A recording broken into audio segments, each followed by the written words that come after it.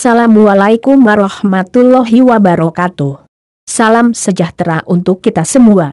Semoga kita semua masih dalam keadaan sehat, amin. Pada video belajar dari rumah 6 ini adalah kelanjutan pembahasan materi video belajar dari rumah yang kelima. Mohon Ananda semua menonton video ini sampai habis, agar dapat memahami apa yang saya sampaikan melalui video ini. Karena apa yang dibahas di dalam video belajar dari rumah ini merupakan ganti dari proses belajar tatap muka di sekolah. Pengaruh sistematika dan nilai bagi pedoman hidup sebagai pribadi. Etika sebagai seorang pelajar yang paling utama adalah belajar. Namun juga ada tambahan, misalnya hormat kepada guru, menaati tata tertib sekolah, menghargai teman, dan lain-lain. Dalam bahasan ini yang diutamakan adalah etika dalam belajar, menyangkut tata cara belajar yang baik untuk menunjang keberhasilan siswa. Etika belajar yang baik sebagai berikut. 1.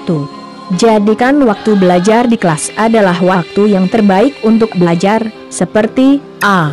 Siapkan materi sebelum pelajaran dimulai. Jika hanya punya waktu sedikit untuk membaca seluruh bahan materi, banyaklah bertanya.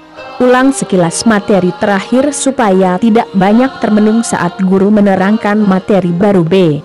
Dengarkan dengan serius apa yang diterangkan guru dan cobalah mengulang kembali materi yang baru didapat dengan bahasa kalian sendiri.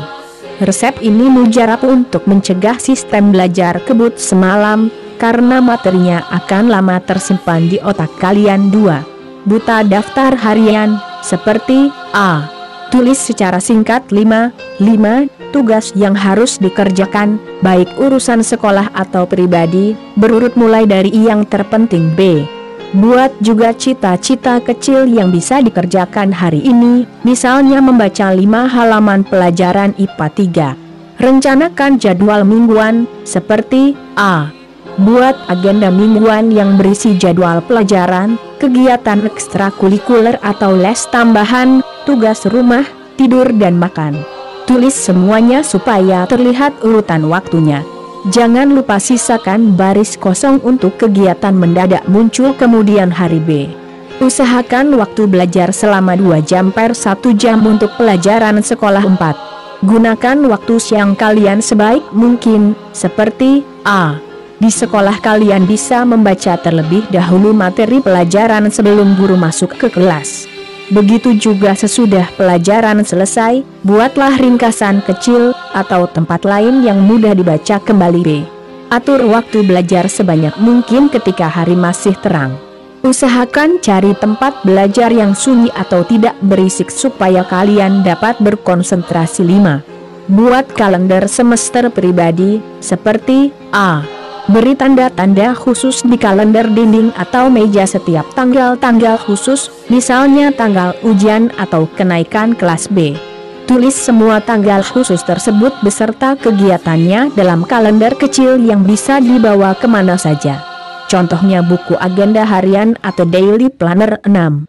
Kerjakan sebisa mungkin jika ada perlengkapan belajar yang tidak dimiliki, cari alat lain yang hasilnya sama supaya tidak jadi penghambat. Usahakan bekerja sebaik mungkin sesuai kemampuan, tidak perlu sempurna 100%, yang penting dicoba dulu. 7. Konsentrasi dan fokus. Pada setiap kegiatan, usahakan tetap fokus dan konsentrasi pada materi yang sedang diikuti, misalnya dengan bersikap aktif. Supaya aliran darah tetap berjalan lancar, istirahatlah selama 5-10 menit, setiap 30-40 menit. 8. Jalan lurus sesuai jadwal rencana kalian. Mulailah berkata tidak pada hal-hal yang dapat merusak rencana atau cita-cita kecil kalian. 9. Tetapkan batas waktu untuk segala rencana atau cita-cita kecil kalian. Jika berhasil, berikan penghargaan atas jerih payah kalian. 10.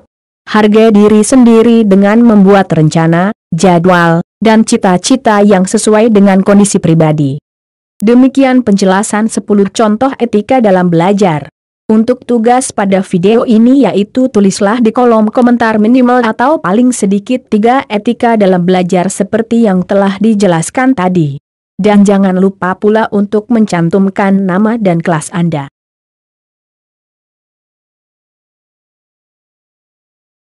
Jangan lupa subscribe dan like.